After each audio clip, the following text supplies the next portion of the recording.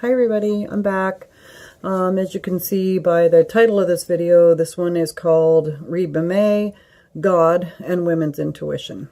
So let me just start by making a little disclaimer here. I don't, by any means, I don't want this to be, you know, a video about religion or, you know, sort of getting too deep into the discussion of religion. Everybody is entitled to their religious beliefs. I don't care if you're an atheist. I don't care if you're agnostic.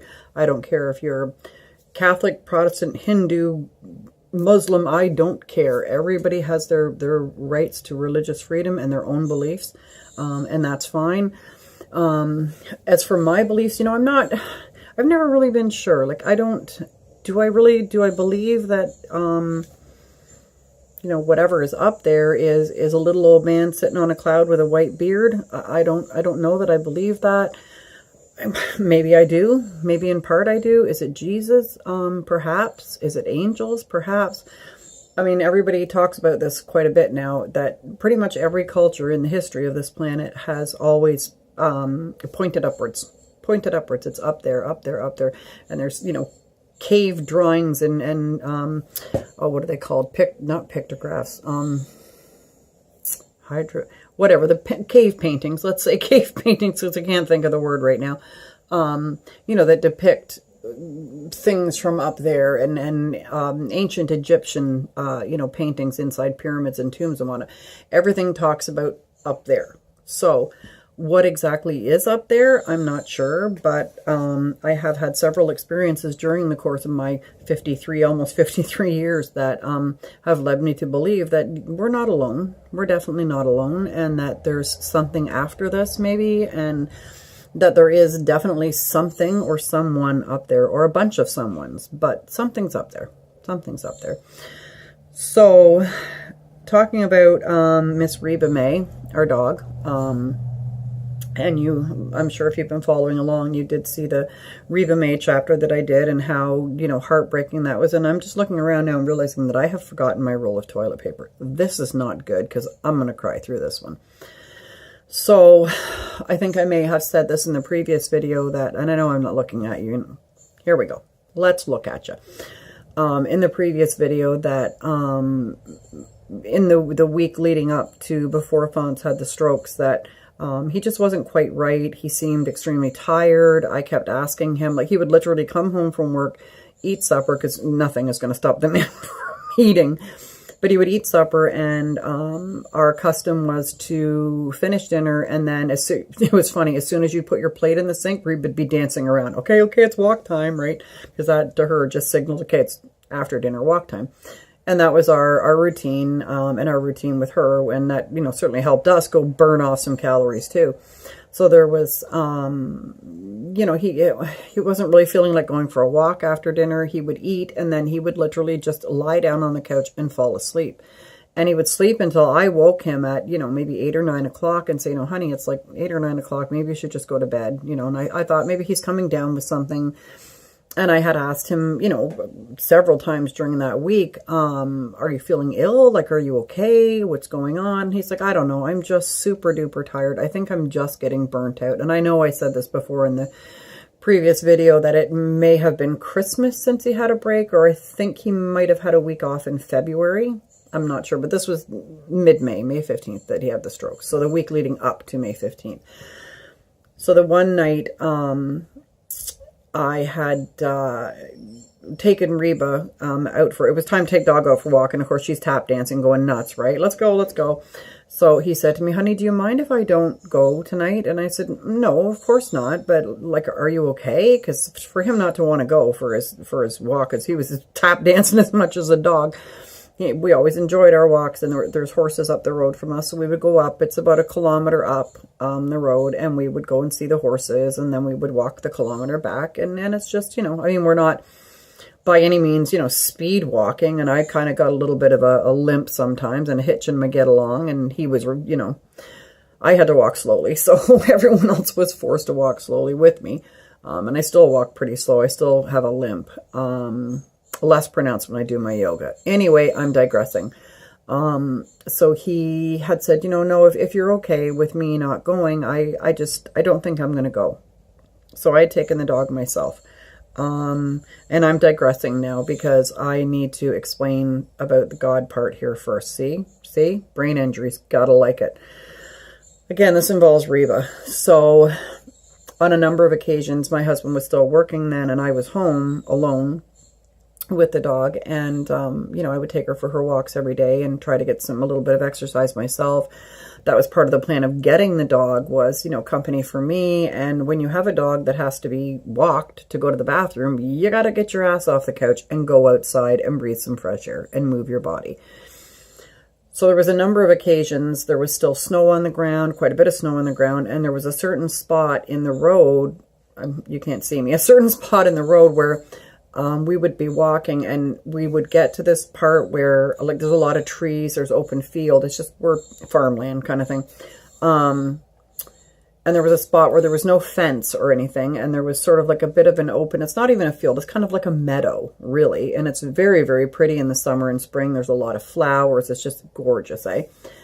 So there's still a lot of snow on the ground, and we would get to that part, and Reba would always try to pull, like she wanted to go back in there, like off the road and back in there. Well, when it was snow up to your knees and me with all my injuries, no, not happening, right? So I'd say to Reba, quick, come on, and we'd carry on. But every single time on the way up and on the way back that we would pass that spot, she would try to pull to go, into this meadow and into these, there's trees in the background. And I always thought, there's probably a, dead something or other back in there, and she's a hound, and that's what she's smelling. It's probably a dead raccoon back there or something. I never gave it two thoughts. So at one point, maybe about a month before my husband had his strokes, or maybe a bit more than that. And the weather was, becoming good. There was really no snow left on the ground. It would have been, mid to late April. And things were starting to, bloom maybe a tad and turn green and, a lot of rain. But anyway, so I was walking the dog, and I'm getting ahead of myself again. I'm so sorry. I had been getting a lot of stuff on Facebook, emails, text messages from people, my people that I knew, obviously. I don't know. A lot of things in about a week and a half period of time where everything was about, I'm praying for you, prayers are being sent your way. And of course, a lot to do with the brain tumor, of course, and a lot to do with my various conditions caused by the car accident. But more so than usual, we tend to say that a lot to each other, on all of us brain tumor friends, prayers sent, consider them sent, blessings to you. We all hold our breath with each other when somebody else is in the MRI tube, right? Waiting to see if their tumor has progressed or not. And we're all in it together. And this is going to make me cry because I love them so much. But anyway, just a lot of stuff to do with God and to do with prayers and to do with just God. And I remember standing at the kitchen sink. I think it was this very day that it first happened, standing at the kitchen sink, and all of a sudden this sort of feeling came over me. I have no idea what it is, but all of a sudden it was like somebody flicked a switch and a light bulb went on over my head, and I thought, why are you trying to talk to me? Why are you trying to get my attention? Meaning God. And I thought, this is odd. I don't go to church. I go to church when there's a wedding or a funeral. My husband is Catholic, and my parents were married in the United Church. We never, went. I'm not saying that my parents, don't believe or anything, but you don't have to go to church in order to believe, is what, their thoughts and feelings were. And I agree with that. You don't have to go to church to believe. What's in your heart and what's in your soul is what matters, right? So I did not grow up going to church. I think I went to Sunday school a little bit when I was a kid. And my husband did grow up going to church and went to Catholic school. His kids went to Catholic school. He grew up in a very Catholic Newfoundland family. Doesn't attend church that much anymore. He's a bad Catholic boy. But he certainly has his deep-seated beliefs that he, was raised with. But as for myself, not so much. I don't come from a terribly religious background. So I remember standing at the kitchen sink and thinking to myself, why are you trying to talk to me? Why are you trying to get a hold of me? Because there's been so much in the last week and a half of God this, God that, praying for you, more so than usual. And I know I'm repeating myself again here, but it was almost like someone is trying to get my attention, right? And then, like I said, click, right? So I thought, well, that's, odd. And why I would suddenly have this realization come into my head that God is trying to get hold of me. Okay, now my brain tumor's really gone crazy. Like, what is this all about? So it was probably a couple of days later. It was a nice day. It was middle of the day. My husband was at work, so it was just Reba Mae and I at home. And I took her out for a walk. And again, we got to that, certain spot. And she started tugging, to the left and wanting to go in. So the snow had all melted, and the ground was fairly solid, and it's just like an open, grassy, fieldish meadow type area, like I said. So it's like I'm climbing over rocks or climbing uphill or anything. And she wanted me to go there, and I thought, you know what? After all this time, we had gotten her in February, so middle of the winter, ton of snow. After all this time, and every single day, literally every single day, she wanted to go. I thought, fine then, let's go find this dead whatever you've been sniffing out.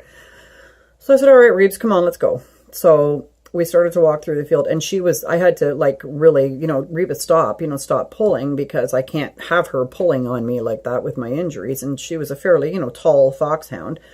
And I said, Reba, slow down, slow down. But she was very anxious, like, come on, come on, come on, really excited, And you could see it in her. She was just, whoa, yay, finally, right? So we walk through this little sort of meadowy area, and then we get into this backer, look it up, it's a word, this back area behind where the meadow is, where there's a lot of trees. And she kind of, you're just walking in a straight line, and we get to those trees, and then she abruptly veers to the right and kind of takes me sort of off in this direction.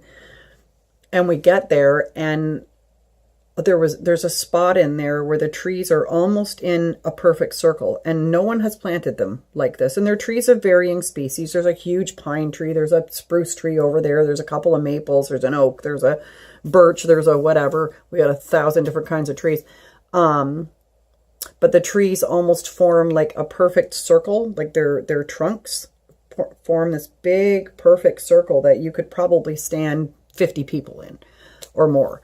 And then when the trees come up, they all sort of come in towards each other, and they create this sort of dome-like effect. And it's this way, and it's, you know what I mean? You're literally in this sort of dome.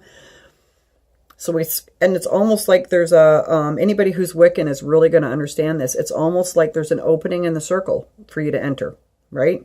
Because I do know quite a bit about the Wiccan religion too, which is an absolutely amazing nature-based religion. It's a beautiful religion. People, oh, witches are evil. No, they're not witches. They're Wiccan, and it's a completely different ball game. But anyway, I'm sort of, I don't know, I guess Catholic by default and United by birth, I guess. But anyway, whatever. My religion doesn't really come into it. But I'm going to pause for 1 sec.